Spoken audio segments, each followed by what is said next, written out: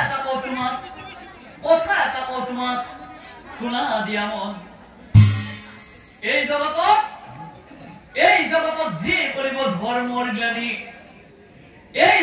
যিয়ে কৰিব ধৰ্মৰ গ্লানি সেইজনে অকালতে হ'ব যমৰ আলহী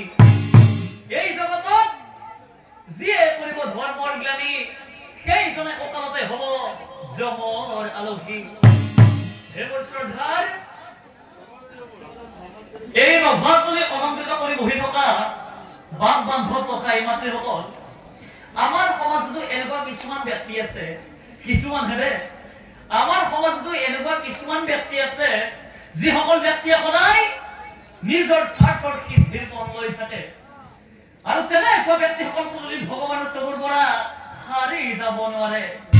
তেনেকুৱা ব্যক্তিসকল কোনোদিন ভগৱানৰ চকুৰ পৰা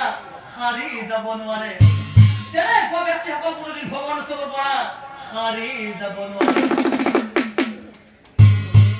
কৃষ্ণ হে শ্ৰদ্ধাৰ এই পবিত্ৰ স্থলীত উপস্থিত হোৱা